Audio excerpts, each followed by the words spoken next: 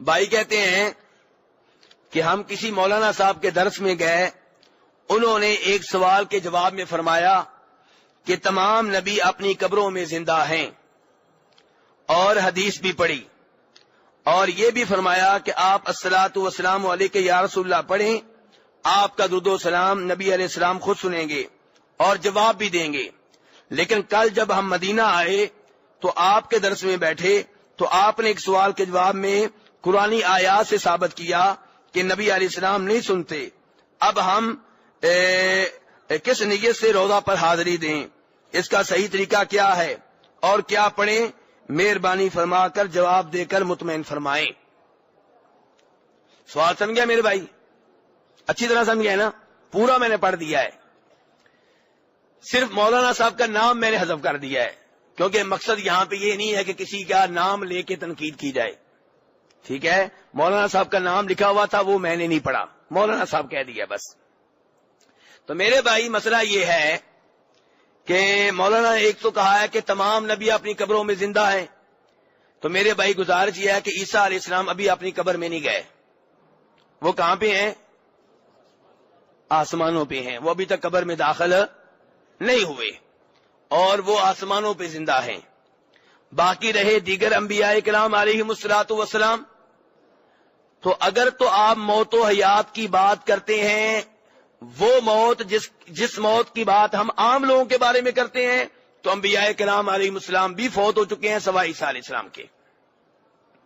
اور اگر آپ زندگی کی بات کر رہے ہیں، اگلی زندگی کی، برزخ کی زندگی کی، تو میرے بھائی وہ تو پھر چیز ہی اور ہے، اس کی تو یہاں پہ بات ہوتی ہی نہیں ہے۔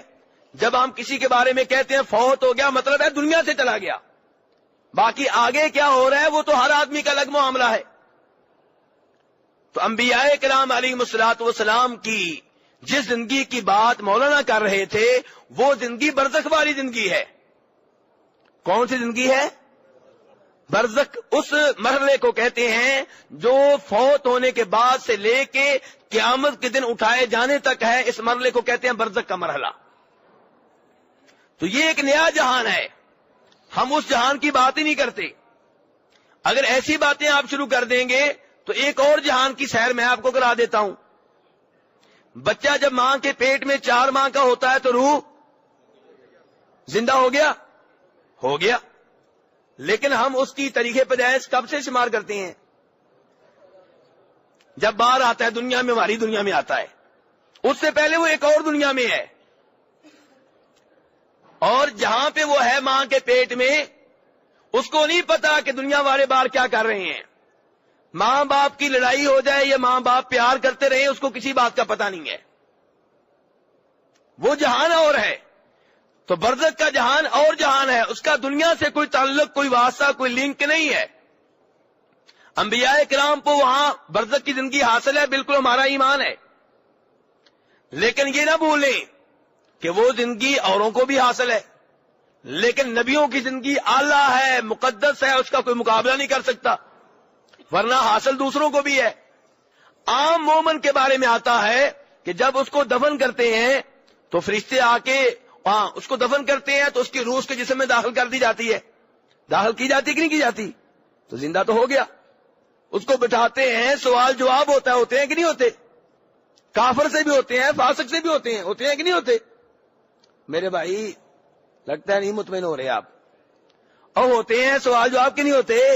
من ربو کا، من نبیو کا، ما دینو کا، تیرا رب کون، تیرے نبی کون، تیرا دین کیا؟ تو وہ جواب کیسے دیتا ہے؟ مردے سے سوال ہو رہے ہوتے ہیں، زندہ ہوتا ہے لیکن اور جہان میں، دنیا والے میں نہیں، وہ جہان اور جہان ہے، اس کی ہم بات نہیں کرتے۔ بلکہ ابن حبان کی روایت ہے کہ جب مومن ہوتا ہے تو مومن فرشتوں سے کہتا ہے بھائی مجھے نماز پڑھنے دو۔ مومن کیا کہتا ہے؟ مجھے، کیونکہ ٹائم ہوتا ہے سورج غروب ہونے کا، ہونے والا ہوتا ہے، وہ کہتا ہے مجھے نماز پڑھنے دو۔ فرشتے کہتے ہیں انکا ستفعل، تجھے موقع دیا جائے گا، نماز پڑھنے کا موقع ملے گا۔ تو کہنے کا مطلب یہ ہے میرے بھائی، وہ جہان اور جہان ہے، اس کی ہم بات نہیں کرتے۔ موت و حیات کی جب بات ہوتی ہے اس دنیا کے لحاظ سے بات ہوتی ہے، اور تو اور کافر کے بارے میں آپ کو بتا دیا کہ اس سے بھی سوال جواب ہوتے ہیں، روح داخل کی جاتی ہے، ہتھوڑے پڑتے ہیں، عذاب ملتا ہے۔ اگر مردہ ہے تو سوال کا جواب کیسے دیتا ہے؟ مردہ ہے تو عذاب کیسے محسوس کرتا ہے؟ لیکن اس جہان کا اس جہان سے کوئی تعلق واسطہ نہیں ہے۔ اللہ نے کہا وما انت بمسمع من فی القبور، سورہ فاطر، کہ جو بھی قبروں میں ہیں انہیں آپ اپنی آواز نہیں سنا سکتے۔ جو بھی قبروں میں ہیں، جو بھی سوائے اس کے جس کی دلیل آ گئی۔ مثلا کہ جب ہم مردے کو دفن کرتے ہیں، بخاری کی حدیث ہے، دفنا کے تم جب واپس آ رہے ہوتے ہو تمہارے قدموں کی آہٹ سنتا ہے۔ اب قرآن کا اصول ہے کہ جو بھی قبروں میں ہیں ان کو آواز نہیں سنا سکتے۔ حدیث آ گئی کہ تمہارے قدموں کی آہٹ سنتا ہے۔ اب کیا کریں گے؟ قرآن کو ریجیکٹ کر دیں گے؟ جی نہیں، قرآن نے اصول دیا 24 گھنٹے کا، ہمیشہ کا، کہ جو بھی قبروں میں انہیں آپ آواز نہیں سنا سکتے، یہ عام اصول ہے۔ اور حدیث نے اتنا بتا دیا کہ بس جب دفنا کے واپس آ رہے ہوتے ہو تب تمہارے قدموں کی آہٹ سنتا ہے۔ یہ نہیں کہا تمہاری باتیں سنتا ہے، تمہاری چیخو پکار کو سنتا ہے، تمہارے بہن کرنے کو سنتا ہے، تمہاری دعاؤں کو سنتا ہے، نہیں، تمہارے قدموں کی آہٹ کو، وہ بھی جب دفنا کے آ رہے ہوتے ہو۔ حدیث پہ بھی مان لائیں، قرآن پہ بھی مان لائیں۔ تو قرآن نے عام اصول دے دیا کہ مردے نہیں سنتے، اور حدیث میں اتنا آ گیا کہ جب دفنا کے آ رہے ہوتے ہو تب وہ سنتا ہے بس، اور وہ بھی قدموں کی آہٹ، باتیں نہیں۔ اور بدر والی حدیث نے بتا دیا کہ اس موقع پہ نبی علیہ الصلوۃ والسلام کا معجزہ تھا کہ آپ نے ان مردوں کو باتیں سنائی، کیونکہ جب آپ نے ان سے باتیں کی، کافروں سے، ان کی لاشوں سے، صحابہ کرام نے کہا اللہ کے رسول آپ مردوں سے باتیں کر رہے ہیں۔ بخاری کی حدیث ہے، اور مسند احمد میں آتا ہے کہ جناب عمر فاروق نے کہا اللہ کے رسول، اللہ تو کہتا ہے کہ انک لا تسمع الموتى، مردوں کو آپ آواز نہیں سنا سکتے اور آپ مردوں سے باتیں کر رہے ہیں۔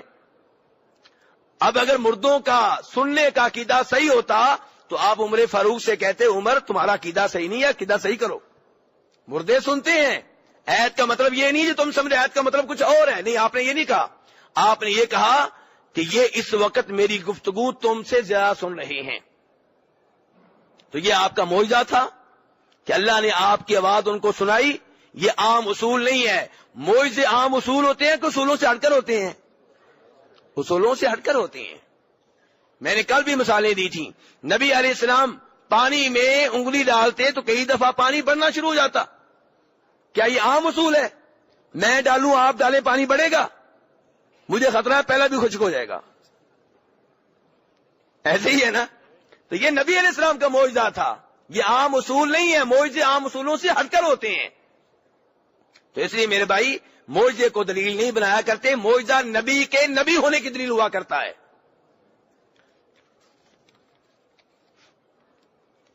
اب کہتے ہیں اب ہم وہاں پہ کس نیت سے جائیں؟